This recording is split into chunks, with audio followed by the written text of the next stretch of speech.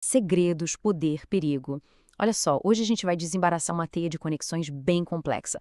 Uma teia que liga uma tragédia pessoal, um quebra-cabeça político e, no fundo, um alerta muito sério sobre os riscos de saber demais. Tudo começa com aquela situação clássica, né? Alguém chega e diz: "Vou te contar uma coisa, mas não conta pra ninguém." E a resposta que a gente vai analisar aqui é: "Eu não quero saber." Parece simples, mas olha, isso não é só uma frase.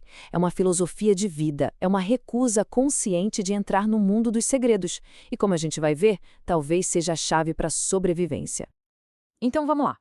Vamos começar puxando o primeiro fio dessa teia que leva a gente para o caso trágico do Daniel Mastral. Um cara que ficou famoso justamente por isso, por revelar coisas profundas, segredos, e muitas vezes segredos bem perigosos. Publicamente, a história do Mastral parecia bem clara. Tinha uma cronologia, um passo a passo da tragédia. Primeiro, ele perdeu o filho. Depois, a esposa. Daí, começou um tratamento psiquiátrico. E tudo isso supostamente levou a uma tentativa de suicídio. Ou seja, a história oficial já vinha com um porquê pronto. Já tinha um precedente. Mas e se essa história toda, essa vulnerabilidade tão exposta, fosse, digamos, conveniente demais? É aí que a análise que a gente está vendo faz uma conexão bem inesperada com o filme Assassinos da Lua das Flores. E essa conexão joga uma baita sombra de dúvida em cima de tudo que parecia tão claro.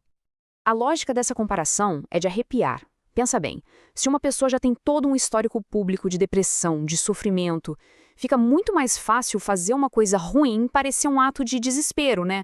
A vulnerabilidade da pessoa vira a camuflagem perfeita para um crime. É como se o cenário já estivesse todo montado. Ok, mas essa ideia de uma história conveniente não para por aí não. Ela não fica só na esfera pessoal. O mesmo padrão, essa mesma desconfiança, parece se repetir na política e num cenário de altíssimo risco. A gente vai falar agora da ascensão, assim, meteórica, de um cara chamado J.D. Vance. A conexão entre os dois casos pode não parecer óbvia de cara, mas ela é a chave de tudo. Para entender o quebra-cabeça que é o J.D. Vance, a gente precisa lembrar do contexto. Depois do que aconteceu com Mike Pence, que muitos viram como uma traição, o mais lógico seria o Donald Trump escolher um vice super leal, certo? Alguém que jamais batesse de frente com ele. Só que a escolha que ele fez, deixou muita gente coçando a cabeça. E quem foi o escolhido? Justamente o J.D. Vance. Um cara que não só criticava o Trump, mas que chegou a dizer que ele era o Hitler da América. Peraí, a pergunta que não quer calar é: como é que um crítico tão ferrenho, um inimigo declarado, vira o braço direito de alguém? A subida do Vance foi tipo coisa de filme. Ele saiu de uma origem humilde, aquela história que ficou famosa no livro dele e no filme da Netflix, e de repente, pá, vira autor de best-seller, depois sócio de bilionário, e agora candidato a vice-presidente dos Estados Unidos. É uma subida que parece quase impossível, né? Do nada para o centro do poder mundial. E claro, essa subida não aconteceu por acaso, foi movida a dinheiro. E muito dinheiro. Estamos falando de 50 milhões de dólares. De um único doador, o bilionário Peter Thiel. Essa grana toda ajudou a jogar a campanha dele para o Senado lá para cima e mostra que tinha gente muito poderosa por trás dele. Então, olha só. Assim como no caso do Mastro, a história oficial da subida do Vance parece que tem os buracos. A trajetória é tão improvável que fica aquela pulga atrás da orelha. A sensação de que tem peças importantes desse quebra-cabeça que ninguém está mostrando pra gente.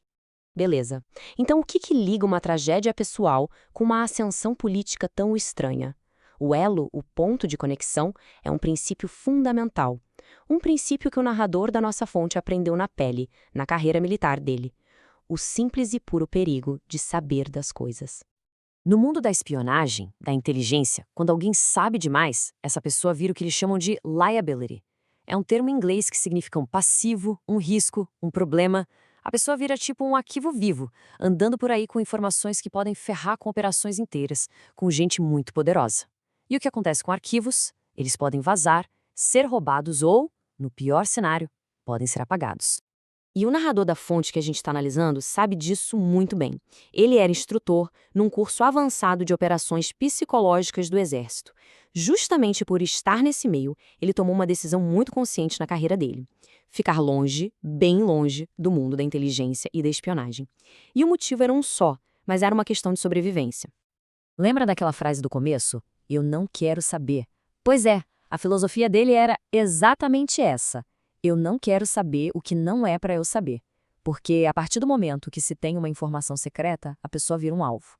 Vira uma peça num jogo de poder que ela nem pediu para entrar. O segredo te joga no meio do tabuleiro, quer você queira, quer não. Então, essa mentalidade toda não é só uma ideia abstrata, não? É uma estratégia de verdade, uma tática de sobrevivência para conseguir navegar nesse mundo de hoje, que está lotado de segredos, de fake news, de informação manipulada. E a estratégia é bem direta. Regra número 1: focar só no que é público. Livros, internet, o que estiver disponível para todo mundo. Recusar ativamente qualquer dica quente, qualquer informação de bastidor e, claro, nem pensar em participar de reunião secreta. A ideia é se tornar o seu próprio analista de inteligência, confiando no seu estudo e na sua intuição. Mas por que essa estratégia funciona? Bom, por 2 motivos. O primeiro e mais óbvio é a segurança física. Você não vira um liability. Mas o segundo é tão importante quanto: protege contra manipulação.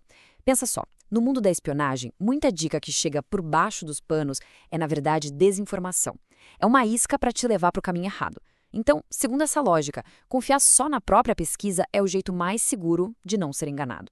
E é assim que tudo se conecta. A vulnerabilidade do mastral de um lado, a ascensão esquisita do Vance do outro, e no final a gente chega numa conclusão bem perturbadora.